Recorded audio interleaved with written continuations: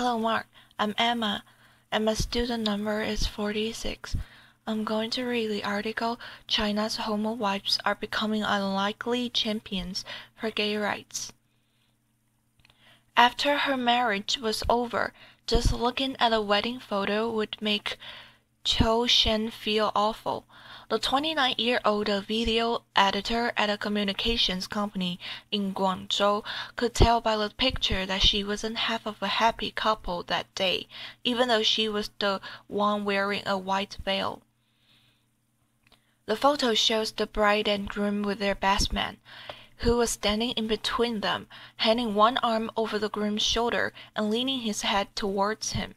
Cho said her year-long sexless and loveless marriage can be explained in that one image. Her husband was in love with his best man, not her. The term beard to describe a woman who is used, knowingly or unknowingly, to disguise her partner's homosexuality has been used as slang in the United States for many decades.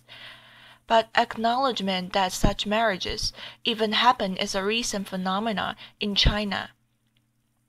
In China, a beard is known straightforwardly as a tongqi, or homowife, the abbreviation of the wife of a homosexual in Chinese. There are millions of gay men married to women in China. Academics believe, according to an estimate by Zhang Beichun, one of the first Chinese scholars to study sexuality, China has 20 million male homosexuals of marriageable age, and 80% of them will marry a woman. In contrast, according to a 2010 Economist report, 15 to 20% of gay men in America have married heterosexual women. The women in these marriages are quietly becoming an unlikely force in China's nascent gay rights movement.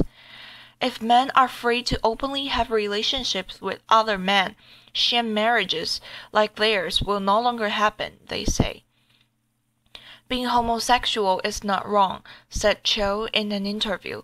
What's wrong is to marry a heterosexual to make a tragedy. Why China has millions of homowives? Liu Jie, a 25-year-old homosexual interior decorator from Shantou, Guangdong province, had thought of entering into a gay-straight marriage because, like many Chinese of marrying age, he's under a lot of pressure from his parents. They said they would have nothing to worry about in their lives once I got married. How can I come out of the closet to them? Liu said to Quartz. Among 3 ways of being an unfilial son, the most serious is to have no heir, argued Mencius, an ancient Confucian philosopher. The idea is still ingrained in modern China. Men are under social pressure to marry and produce a male heir to carry on the family line. The new generations are more open-minded. Many still believe that to marry and have children are the 2 most important things in life, whether they are gay or straight. For women who unknowingly marry gay men, a divorce can be difficult to obtain, and can leave them much worse off financially. Cho, the video editor, got a divorce and custody of her 9-month-old daughter after court mediation. Her husband agreed to pay alimony of 700 yuan, or $140 per month, which according to Cho accounts for less than 20% of his monthly income. Cho only agreed to the terms, she said, because her husband's family refused to let her see her daughter otherwise. Cho said the court had rejected her appeal for further compensation because she could not prove her husband had an extramarital affair. He has never admitted he is gay, although everyone knows about that, Cho said. A person who has a spouse but cohabits with another person is one of the circumstances listed in China's marriage law that allows a husband or wife to file for divorce and demand compensation from the other party. But in its judicial interpretation, the another person only refers to the opposite sex. If a man and a woman got a room, get a room in a hotel, we can say it's an extramarital affair. But if it is two men, we can say nothing, said Liu, 35, a judge from Shenzhen, who agreed to speak on the matter if he was identified only by his surname. Growing awareness and activism. Some women in China unknowingly married to a gay man are openly choosing to maintain a nominal marriage to give their children a stable family. Zhang Xinyi, a 24-year-old software engineer from Shanghai who has been counseling women married to gay men since 2009, said this was a common alternative to divorce and separation. They draw 3 ground rules for their husbands: have sex with their wives, take care of the family, and look after the child. Other arrangements are springing up as well, like the cooperative marriage, or 性婚, in which a lesbian woman and gay men agree to marry to appease their parents. Zhang first learned there were other women in similar marriages from China's first homowives meeting in 2009. Then a university student, she found women who had attended a meeting online and joined their chat group on QQ, a popular Chinese instant messaging software. After watching other women share their ordeals and comfort each other in the chat group, Zhang volunteered to establish and operate new groups for newcomers. Now Zhang runs 3 QQ chat groups which have over 200 members in total, and a social media account on Weibo, Chinese Twitter-like microblog site. She also helps these women get legal advice and speak out to the public. She named the volunteer organization Hibiscus Flower, which she says stands for tenacity and vitality. Homowives and their supporters are getting more vocal about their own situations and the need for China to become more accepting of homosexuality. Zhang Ziwei, a 27-year-old corporate secretary from Nanchang, southeast China's Jiangxi province, who dated a gay man 3 years ago, now manages a QQ chat group on a topic with more than 100 members. She is translating 2 books, My Husband is Gay and When Your Spouse Comes Out, written by Carol Rever, an American woman who married a gay man, into Chinese. After she finishes, she plans to send them to other women in her situation, because there are no such books in China.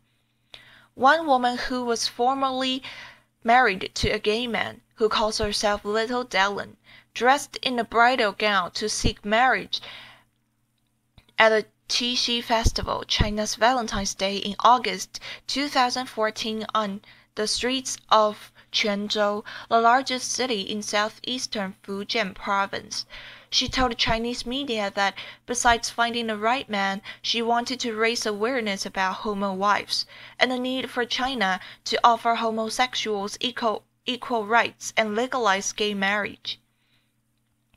A 51-year-old retired worker from Zhengzhou, central China's Henan province, who only wants to be identified by her online nickname, Aunt Moon, has been volunteering at Hibiscus Flower since she helped her niece get out of a gay-straight marriage 4 years ago.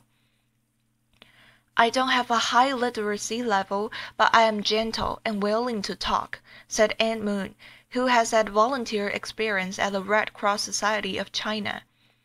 Among the thousands who attended Hong Kong's annual Gay Rights Parade in November, Aunt Moon and the 3 women she was with became a peculiar scene with their different identities and pursuits from the gay marchers.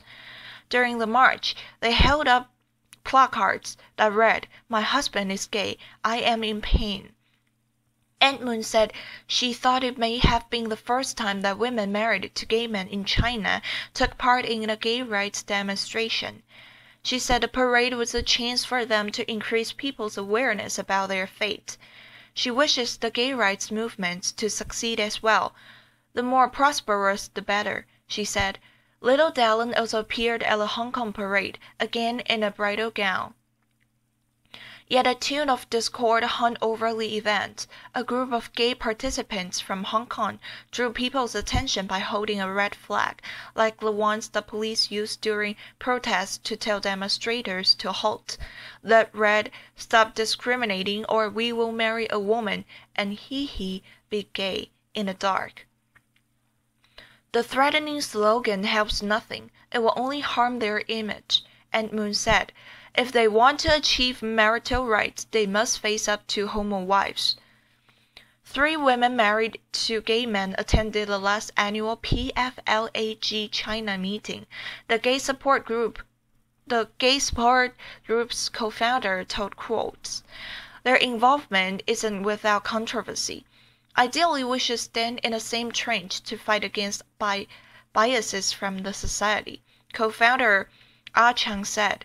But being a homo-wife is only a transitional identity. After they find a heterosexual man and get married, they are no longer homo-wives, Ah Chang said. I don't expect them to do much. What they want is to solve their own problems, he added. They are often emotional, critical, and angry. We can't hear the husbands' voices in their cases. The future of gay marriage in China. Same-sex marriage is now legally recognized in 16 countries and 33 states in America. China is not on the list. Li Yinghe, a sociologist and sexologist who has been trying to legalize homosexual marriage since 2000, has failed each time. Li, who has been in a relationship with a transgender man for many years, said she has been unable to get the 30 co-sponsors necessary for the idea to be discussed at the Chinese People's Political Consultative Conference, which advises the government on issues that should become law.